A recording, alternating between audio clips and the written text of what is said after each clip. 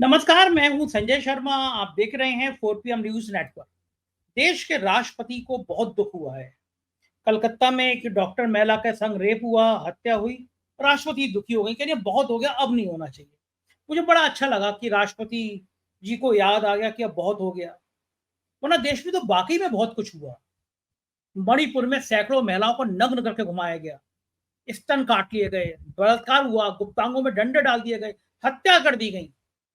राष्ट्रपति जी ने देखा नहीं होगा, खबरें अखबार पढ़े नहीं होंगे, वरना राष्ट्रपति जी को तो उस घटना से लगता कि बहुत कुछ हो गया। उत्तर प्रदेश में 3 दिन पहले फरुखाबाद में 2 महिलाएं गईं, युवती गईं जन्माष्टमी का मेला देखने, घर नहीं लौटी, परेशान थे घर वाले। सुबह खेत के बाहर पेड़ पे लटकी मिली दोनों की लाशें। राष्ट्रपति ने देखा नहीं होगा, सुना नहीं होगा। महाराष्ट्र में 2 मासूम बच्ची, चौथी क्लास में बच्ची पढ़ने वाली बच्चियों का जघन्य रेप हो गया। बदलापुर में हंगामा हुआ।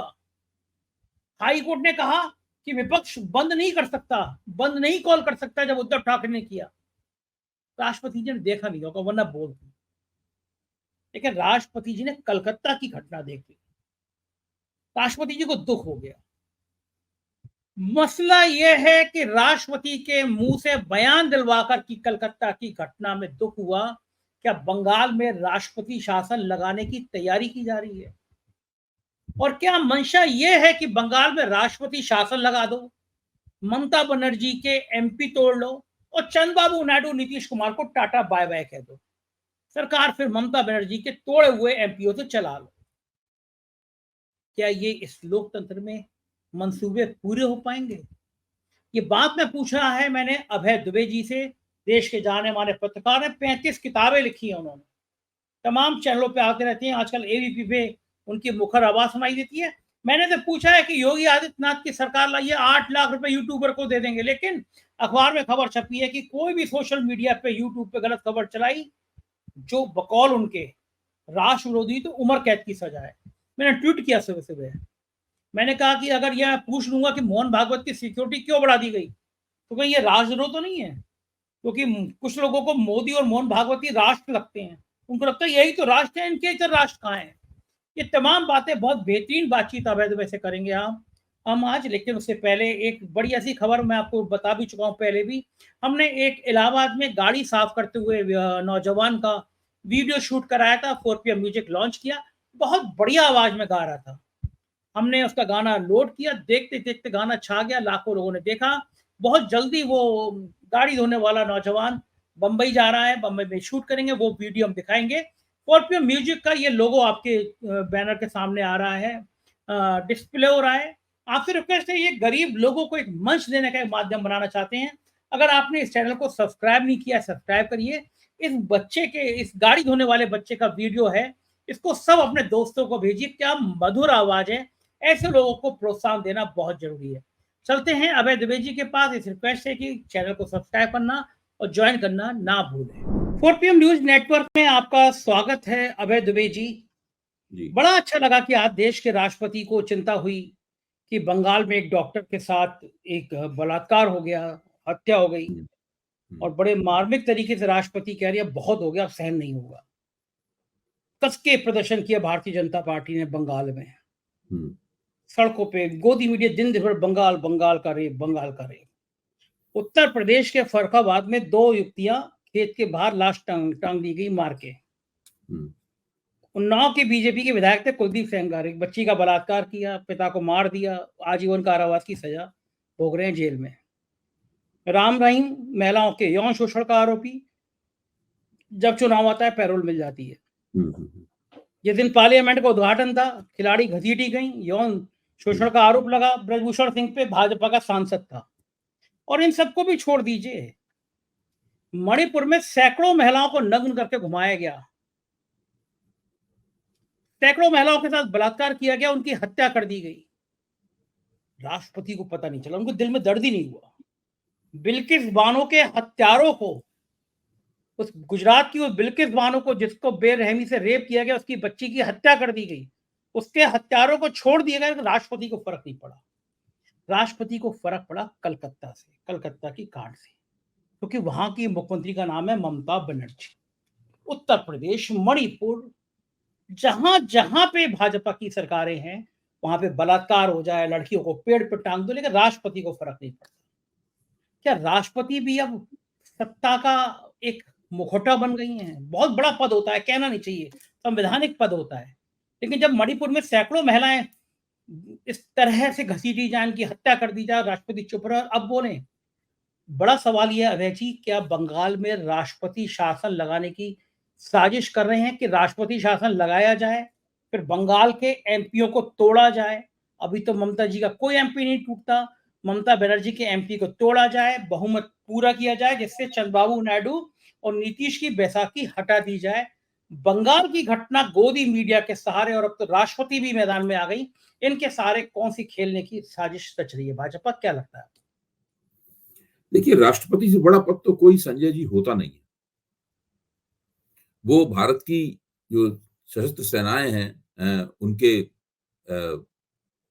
प्रमुख भी हैं राष्ट्रपति। दूसरे, वो उस देश की जो चेतना है, राष्ट्रीय चेतना है, उसकी नुमाइंदगी करते हैं। इसलिए भी राष्ट्रपति का पद दलगत राजनीति से ऊपर होना चाहिए। लेकिन महामहिम राष्ट्रपति ने जो रवैया अख्तियार किया है, उससे लगता नहीं कि वो दलगत राजनीति से ऊपर होना चाहती है। आपने इतने उदाहरण दिए, ये सारे उदाहरण आज सवेरे से ही, जब से राष्ट्रपति ने ये वक्तव्य दिया है, तब से टीवी चैनलों पर कई लोग इन उदाहरणों को दे चुके हैं कि भाई राष्ट्रपति मणिपुर के प्रश्न के ऊपर आहत क्यों नहीं हुई, राष्ट्रपति थाने की घटना के ऊपर आहत क्यों नहीं हुई, राष्ट्रपति इस जो ब्रजभूषण शरण सिंह के खिलाफ पहलवान महिलाओं का जो आंदोलन था उसके ऊपर आहत क्यों नहीं हुई, और भी बहुत सी ऐसी बातें हैं जिनके ऊपर राष्ट्रपति आहत क्यों नहीं हुई, और अब वो आहत हो रही हैं। मतलब ये भारतीय जनता पार्टी के और नरेंद्र मोदी के उभार का सबसे बुरा पक्ष ये है कि उन्होंने हर चीज का अपनी संकीर्ण राजनीति के लिए दोहन करने की तरकीब निकाल ली है, और वो बड़ी निर्लज्जता के साथ इसका दोहन करते हैं। देखिए, राष्ट्रपति को दलगत राजनीति से ऊपर होना चाहिए, उपराष्ट्रपति को दलगत राजनीति से ऊपर होना चाहिए, लोकसभा के अध्यक्ष को दलगत राजनीति से ऊपर होना चाहिए, राज्यसभा के सभापति को दलगत राजनीति से ऊपर होना चाहिए, और विधानसभाओं के जो सभापति हैं, विधानसभाओं के जो स्पीकर हैं, उन्हें दलगत राजनीति से ऊपर होना चाहिए, सभी राज्यपालों को दलगत राजनीति से ऊपर होना चाहिए, सभी उपराज्यपालों को दलगत राजनीति से ऊपर होना चाहिए। लेकिन आज स्थिति क्या है? ये सभी लोग, चूंकि ये भारतीय जनता पार्टी द्वारा नियुक्त किए गए हैं या बनाए गए हैं या उनके द्वारा चुनाव लड़वा के जीते गए हैं, ये सब लोग दरअसल भारतीय जनता पार्टी के संकीर्ण राजनीतिक हितों को साधने का औजार बन गए। इसीलिए राष्ट्रपति अगर निष्पक्ष होकर अपना वक्तव्य देती और पहले अपनी निष्पक्षता स्थापित करती और फिर वक्तव्य देती, तो उनके वक्तव्य से सारे देश में तहलका मच जाता। लेकिन उसका असर क्या हो रहा है? उस पर राजनीतिक बहस हो रही है। ये इस बात का सबूत है कि राष्ट्रपति का वक्तव्य वो प्रभाव डालने में असमर्थ रहा जिस प्रभाव डालने के मकसद से वो दिया गया था। जहां तक सवाल है पश्चिम बंगाल में राष्ट्रपति शासन लगने का, मैं तो मानता हूं अगर भारतीय जनता पार्टी ने ये कोशिश की तो वो अपना एक पैर नहीं बल्कि अपने दोनों पैर काट लेगी। वो भारतीय जनता पार्टी के इतिहास की सबसे ज्यादा नुकसानदेह कोशिश होगी। मैं बता रहा हूं, भारतीय जनता पार्टी खत्म हो जाएगी अगर उसने ऐसा किया। वो बिल्कुल उसका दिवाला, उसका जुलूस निकल जाएगा भारतीय जनता पार्टी का, 50 साल के लिए राजनीतिक बियाबान में चली जाएगी। क्यों कह रहे हैं आप ये बात? क्यों कह रहे हैं? किस आधार पे कह रहे हैं बात? मैं इसलिए कह रहा हूं कि राष्ट्रपति शासन वहां लगाया जाता है जहां पर संवैधानिक व्यवस्था गड़बड़ा जाए, जहां तक संवैधानिक कॉन्स्टिट्यूशनल सिस्टम जो है ना उसमें ब्रेक डाउन हो जाए, वहां राष्ट्र प्रशासन लगाया जाता है। पश्चिम बंगाल में तो कोई कॉन्स्टिट्यूशनल सिस्टम में कोई ब्रेक डाउन नहीं हुआ है। वहां पर एक चुनी हुई बहुमत वाली मजबूत सरकार है जो पूरी तरीके से नियंत्रण में है। आप देखिए कि जब जो नवान्न मार्च निकाला था, उस नवान्न मार्च के मुकाबले जब पुलिस ने उसको रोकने की कोशिश की तो उधर से छात्रों ने संघर्ष किया। पुलिस ने कितने संयम से काम लिया, 37 पुलिस वाले घायल हो गए, लेकिन उन्होंने छात्रों के ऊपर कोई दमनकारी कार्रवाई नहीं की। आप इससे अंदाजा लगा सकते हैं कि वहां की पुलिस किस तरीके से काम कर रही है। पुलिस से गलतियां जरूर हो रही होंगी, पुलिस, मैं तो मानता हूं पुलिस ने अगर अस्पताल कांड में तफ्तीश के अंदर गलतियां नहीं की होती तो ये कांड यहां तक बढ़ता ही नहीं। मैं सिर्फ ये कहने की कोशिश कर रहा हूं कि ऐसी बात नहीं है कि बंगाल सरकार के हाथ से पूरी बात निकल गई है। ये इल्जाम तो अभी तक किसी ने लगाया ही नहीं है बंगाल सरकार के ऊपर कि वहां कॉन्स्टिट्यूशनल मशीनरी का ब्रेकडाउन हो गया है। अगर कॉन्स्टिट्यूशनल मशीनरी के ब्रेकडाउन के बिना भारतीय जनता पार्टी ने अपने संकीर्ण राजनीतिक स्वार्थों की पूर्ति के लिए वहां के राज्यपाल से इस तरह की रिपोर्ट मंगवाई, जिसमें रिपोर्ट में लिखा होगा कि कॉन्स्टिट्यूशनल मशीनरी का ब्रेकडाउन होगा, तो वो रिपोर्ट गृह मंत्रालय में जाएगी। फिर गृह मंत्रालय उस रिपोर्ट के ऊपर कानूनी राय लेगा। उस कानूनी राय के मुताबिक वो उसके ऊपर कार्रवाई करेंगे। और अगर उन्होंने वहां बंगाल में राष्ट्रपति शासन लगा दिया और फिर ममता बनर्जी के सांसदों को तोड़ने की कोशिश की ताकि वो अपने यहाँ बहुमत प्राप्त कर सकें, तो इससे बड़ा लोकतंत्र विरोधी, देखिए इसमें पूरे देश में हाहाकार मच जाएगा। क्योंकि जैसे ही भारतीय जनता पार्टी ये करेगी, वैसे ही उसका असर टीडीपी के ऊपर होगा, वैसे ही उसका असर जनता दल यूनाइटेड के ऊपर होगा, वैसे ही उसका दल चिराग पासवान के ऊपर होगा। और मैं आपको अभी से बता दूं, भारतीय जनता पार्टी पहले से ही चिराग पासवान की पार्टी को तोड़ने की कोशिश में लगी हुई है। क्यों? चिराग पासवान के पास 6 सांसद हैं और वो बार बार सरकार के कामों पे आपत्ति कर रहे हैं। उन्होंने वक्फ बिल के ऊपर आपत्ति की, उन्होंने कई प्रश्नों के ऊपर उन्होंने आपत्ति की है। इसकी वजह से उनको रोल बैक करना पड़ रहा है उसमें। तो इस बात की बहुत बड़े पैमाने पर कानाफूसी है और खबर है कि 3 सांसद जो है ना, वो भारतीय जनता पार्टी ने अपने संपर्क में ले लिए हैं और पारस को बुलाकर पशुपति पारस को बुलाकर उनके साथ भी अमित शाह ने बातचीत शुरू कर दी। फिर से वो चिराग पासवान को वहीं पहुंचा देना चाहते हैं जब पार्टी टूटी थी तब पहुंचाया था। पार्टी भी तो इन लोगों की मर्जी से टूटी थी उनकी। तो अब चिराग पासवान की पार्टी तोड़ना एक अलग बात, उनके पास 6 सांसद हैं, लेकिन ममता बनर्जी की सरकार तोड़कर उनके सांसदों को तोड़ना एक बिल्कुल अलग बात है। मैं आपको बता रहा हूं, इससे भारतीय जनता पार्टी के खिलाफ पूरे राष्ट्रीय पैमाने पर एक बहुत बड़ा आंदोलन खड़ा हो जाएगा। वैसा आंदोलन खड़ा हो जाएगा जिस आंदोलन को दबाने के लिए इंदिरा गांधी को देश में इमरजेंसी लगानी पड़ी थी। उनको लगता है कि हम कुछ भी करेंगे, इतनी पब्लिक कोई बोलेगी नहीं, पब्लिक ऐसी कोई आवाज नहीं निकालेगी। ऐसा नहीं होता है। देखिए, ऐसा नहीं होता है। अगर ये सबसे पहले तो बंगाल में ही बहुत बड़ा आंदोलन खड़ा, ये जो लेडी डॉक्टर ट्रेनी डॉक्टर के खिलाफ के बलात्कार और हत्या के खिलाफ जो रोष है, मतलब वो रोष खत्म हो जाएगा। वो रोष सारा का सारा केंद्र सरकार के खिलाफ चला जाएगा। केंद्र सरकार तो अगर वो ममता बनर्जी के खिलाफ चल रहे आंदोलन को बढ़ावा देते हुए धीरे धीरे लंबे अरसे तक देर तक खींचते हैं और उससे राजनीतिक लाभ उठाने की कोशिश करते हैं, तो उसमें मैं मानता हूं उन्हें कुछ राजनीतिक लाभ हो सकता है। भाजपा को ज्यादा नहीं, लेकिन कुछ लाभ जरूर होगा। ममता बनर्जी को नुकसान होगा। लेकिन अगर उन्होंने ममता बनर्जी की सरकार गिरा दी, वहां पर राज्यपाल का शासन लगा दिया और फिर ममता बनर्जी के सांसदों को तोड़ने की कोशिश की, फिर तो बहुत ही भयानक स्थिति बनेगी। सही बात है। फिर अभी जो चीज बंगाल पे केंद्रित है, वो चीज पूरे देश के अंदर फैल जाएगी। पूरे देश में इसके खिलाफ बड़ा जबरदस्त प्रोटेस्ट होगा। दक्षिण भारत इसके खिलाफ खड़ा हो जाएगा। इसके खिलाफ उत्तर पूर्व में प्रोटेस्ट शुरू हो जाएगी। बहुत मुश्किल हो जाएगा इनके लिए, भारतीय जनता लेकिन पार्टी के लिए। बातें बीजेपी के नेता मानते कहाँ हैं? आप सोच सकते हैं आसाम के मुख्यमंत्री ने जो बयान दिया है मुसलमानों को लेकर, कोई सोच सकता था इतना जहरीला बयान कोई प्रदेश का मुख्यमंत्री दे सकता है? हैरान है आज पूरे देश के लोग कि एक मुख्यमंत्री इतनी जहरीली बात कैसे बोल गया, कोई फर्क ही नहीं। आपकी बात को थोड़ा ताज्जुब हो रहा है संजय जी, आप माफ कीजिए। जब नरेंद्र मोदी अभी 3 महीने पहले जब लोकसभा चुनाव की मुहिम चला रहे थे, जो लंबी मुहिम थी, उस मुहिम में उन्होंने इससे भी ज्यादा जहरीले बयान दिए थे। प्रधानमंत्री किसी नेता के नारे को उसकी नीयत का संकेतक नहीं माना जा सकता। प्रधानमंत्री का ये कहना कि मैं सबका विकास, सबका विश्वास और सबका प्रयास, ये सब जो सबका साथ, ये सब जो नारेबाजी है, ये जो लफाजी है, इस लफाजी को क्या हम ये मानते हैं कि नरेंद्र मोदी वास्तव में ऐसा चाहते हैं? अगर नरेंद्र मोदी वास्तव में ऐसा चाहते होते तो वो इस प्रकार की चुनावी मुहिम नहीं चलाते। उन्हें एक मुसलमान विरोधी चुनावी मुहिम चलाने की क्या आवश्यकता थी? बताइए, कौन सा दबाव उनके ऊपर था? उस समय तक कांग्रेस के घोषणा पत्र आते ही उन्होंने ये मुहिम शुरू कर दी।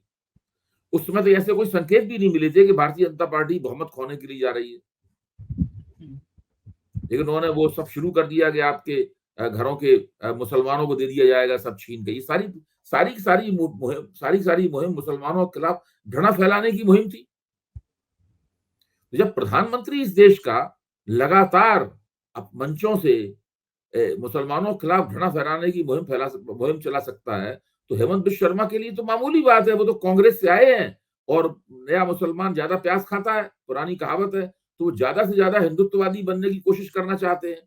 करना उन्हें ये चाहिए था कि जहां जहां मुसलमानों की आबादी हद से ज्यादा बढ़ रही है, उसके खिलाफ संविधान के दायरे में रहकर केंद्र सरकार की मदद से वहां नीतियां बनाते और उसका इलाज ढूंढते। ये तो वो कर नहीं पाए। ये तो करते हुए दिखाई नहीं दिए, ध्रुवीकरण करते हुए दिखाई पड़ते हैं। इस प्रकार की बयानबाजी हो रही है। देखिए, इन बातों से भारतीय जनता पार्टी को कोई लाभ नहीं होगा, क्योंकि भारतीय जनता पार्टी के हाथ से जो बात निकल गई है वो चीज है अर्थव्यवस्था। भाजपा न असली बात महंगाई को रोक पा रही है, वो असली बात वो है। आप उसकी भरपाई या उसका कैमोफ्लेज उसको उसको आप इन बातों के पर्दे के पीछे नहीं छिपा सकते। ये असली असली मुद्दा बात, वही है। असली मुद्दा असली मुद्दा उसी वो है। उसी और को उसको ढकने हल के करने लिए। के लिए इनके पास कोई विधि नहीं है, न कोई प्रयास है, न कोई योजना है। देखो ठीक है ना, ये बताइए मुझे कि महंगाई जो है मध्यम वर्गीय परिवार की, उसने कमर तोड़ दिया है जी। जी। मतलब मैं जिन दोस्तों को, मेरे जो दोस्त हैं, मैं उनके परिवार की पीड़ा देख रहा हूँ। मेरा एक हम्म, दोस्त तो ऐसा है, मेरी सोसाइटी में रहता है। हम्म, 2014 में वो कहता था कि भगवान विष्णु जी के अवतार है मोदी जी, उससे लड़ जाता था। हम्म, 2019 में भी उसकी एरा देखो, उसने पाकिस्तान में सर्जिकल स्ट्राइक कर दी, किसी की हिम्मत नहीं हुई। एक मल्टीनेशनल कंपनी में काम करता है, लगभग 2 लाख रुपए, 1.5 पौने 2 लाख तनख्वाह मिलती है उसको। जिसको 1.5 पौने 2 लाख तनख्वाह मिलती है, वो अपना बजट संभाल के रखता है कि भाई 10,000 रुपये भी इधर उधर हो जाए तो फर्क पड़ता है, कि उसका बजट है कि भाई गाड़ी में किस्त कितनी जाएगी, मकान कितनी जाएगी, गैस इतने की आएगी, तेल इतने का आएगा।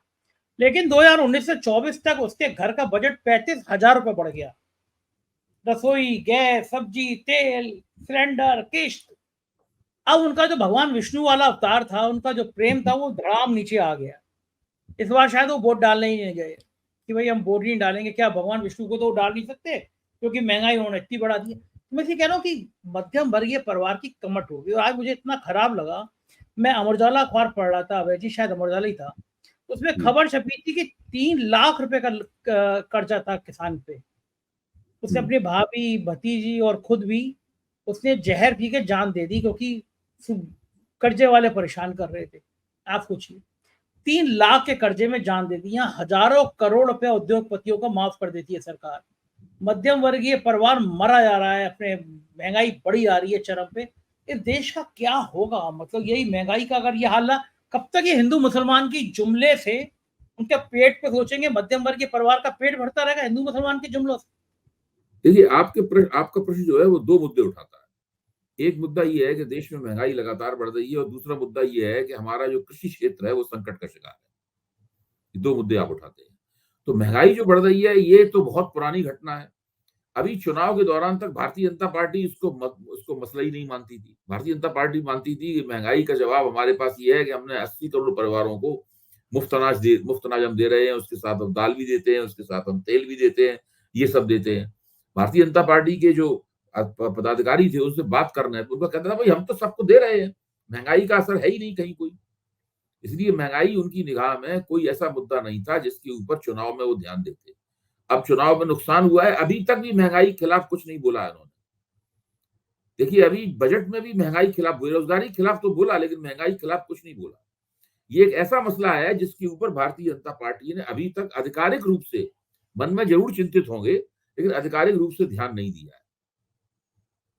अच्छा, भारतीय जनता पार्टी जो झूठे आंकड़े पेश करती है, उन्हीं झूठे आंकड़ों पर विश्वास भी करने लगती है कि झूठे मतलब झूठ बोलते बोलते आप धीरे धीरे करके उसको सच भी मानने लगते हैं। तो ये स्थिति है। महंगाई बहुत बड़ा संकट है, बहुत ही बड़ा संकट है। बेरोजगारी बहुत बड़ा संकट है, और ये दो संकट ऐसे हैं जो भारतीय जनता पार्टी उनको ठीक करने में असमर्थ है। अब देखिए, बेरोजगारी के प्रश्न को देखिए। आज ही मैंने भास्कर अखबार में बेरोजगारी के ऊपर एक बड़ा लेख लिखा है, और बेरोजगारी के उन आंकड़ों के बारे में मैं आपसे चर्चा भी करता रहा हूं।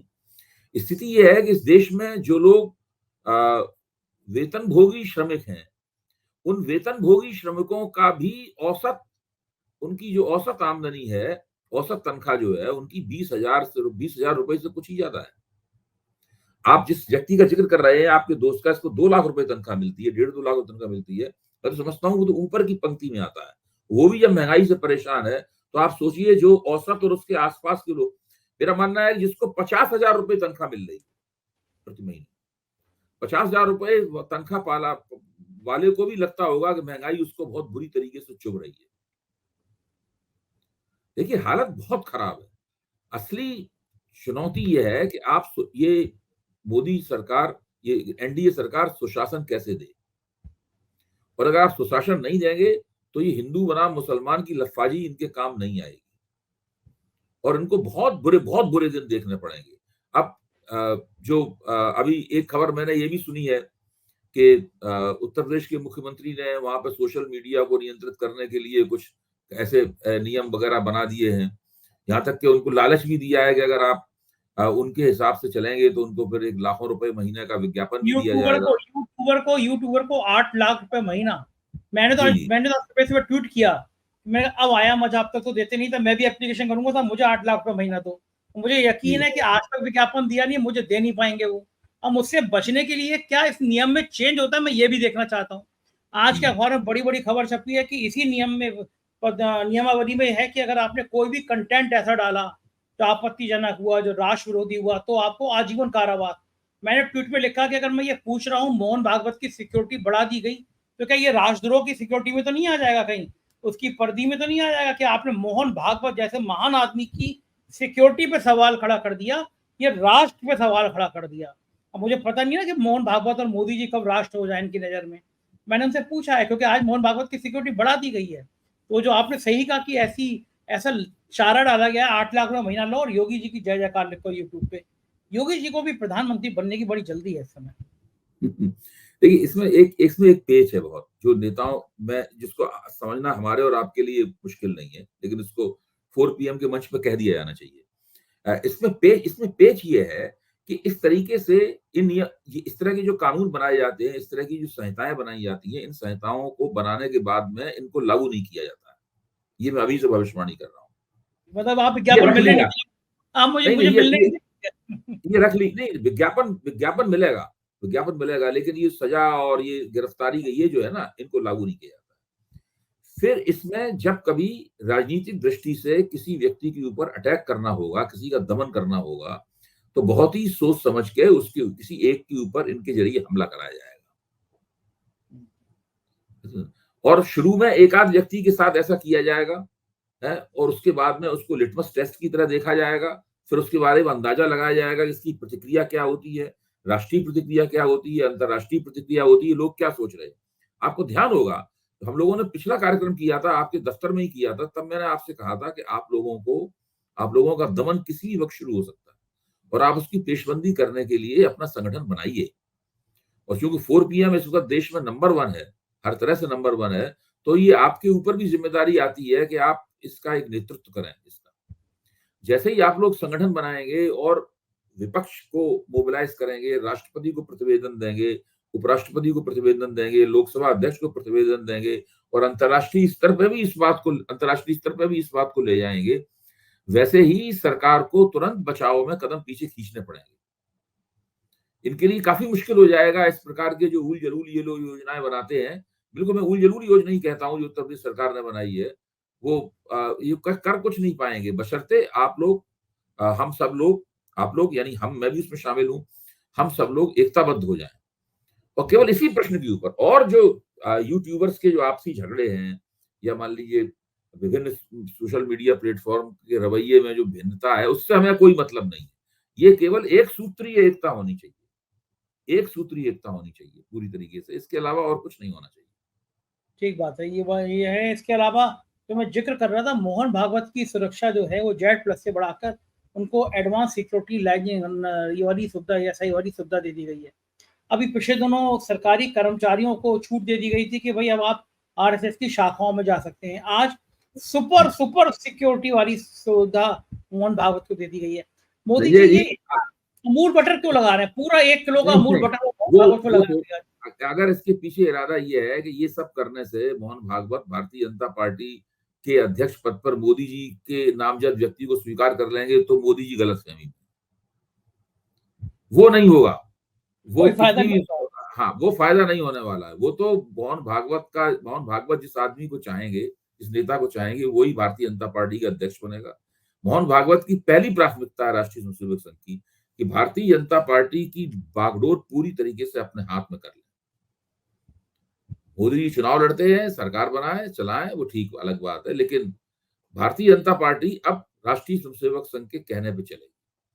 ये मोहन भागवत की पहली प्राथमिकता है। वो मोहन भागवत को कितनी भी बड़ी सुरक्षा दे दें, वो सरकारी कर्मचारियों को उन्होंने इजाजत दे दी है वहां। अब 10 साल बाद उन्होंने इजाजत दी, अगर इजाजत देनी होती तो 5 साल बाद भी दे सकते थे, 2 साल भी बाद भी दे सकते थे। तो लेकिन ये सब चीजें नहीं चलेंगी, क्योंकि वो तो संघ का जो एजेंडा है इस वक्त बिल्कुल क्लियर है। अगर संघ ने इस बार मौका चूका तो वास्तव में भारतीय जनता पार्टी हमेशा हमेशा के लिए उसके हाथ से बाहर चली जाएगी। अच्छा, बना तो नहीं पा रहे अध्यक्ष। जेपी नड्डा बेचारे, उनको लगता है कि मैं कल गया परसों गया, लेकिन हट पा नहीं रहे। वो कभी कंगना को बुला के डांटते हैं, कभी बंगाल बैठ के हो रही है। बात वही है कि वो संघ परिवार कहता है कि ऐसा व्यक्ति लाओ जो हमें पसंद हो, और उस व्यक्ति को, हमारी पसंद को आप भी पसंद कीजिए। मतलब वो ऐसा भी नहीं हो कि ऐसा व्यक्ति बना दिया जाए जिससे कॉन्फ्लिक्ट पैदा हो, तो वो दोनों में एक किसी व्यक्ति के ऊपर मतैक्य बन जाए, सहमति बन जाए, इसकी कोशिशें लगातार हो रही हैं, जो कि नहीं बन पा रहा। परम आदरणीय कंगना राउत जी ने, सांसद जी ने बयान दिया था टीवी चैनल पे, वो आज फिर वायरल हो रहा है कि जाति जनगणना बिल्कुल नहीं होनी चाहिए, विरोध में जाति जनगणना की। आप जो कहते हैं कि कंगना जी को अभी बहुत सेवा करनी है बीजेपी की। हाँ, वो लगातार सेवा करेंगी, वो नहीं मान सकती। देखिए, वो मान नहीं सकती बिल्कुल। वो उनको टिकट दिया भारतीय जनता पार्टी ने, तो वो पूरा उसका हक चुकाएंगी नहीं चुकाएंगी। अब उससे मान लो भाजपा को नुकसान होता है तो भाजपा की समस्या है ये। वास्तव में कंगना रनौत जो कर रही है वो भाजपा की ही समस्या है। लेकिन मुझे आज टिकट क्यों दिया? कौन सी इनके अंदर ऐसी राजनीतिक योग्यता इन्होंने देखी जिन्हें टिकट दिया है? मेरे मित्र बड़ा इंटेलिजेंट, उसने आज मुझसे कहा कि आप समझ नहीं रहे हैं, कंगना रनौत से बयान दिलवाया गया जिससे वो हरियाणा से बुरी तरह हारेंगे, ठीक है, कंगना के ऊपर फोड़ देंगे कि कंगना ने बयान दे दिया, इसलिए हरियाणा में ये माहौल बदल गया। क्या लगता है, कंगना के बयान का असर पड़ेगा हरियाणा में? असर पड़ चुका, बहुत बुरी हालत है।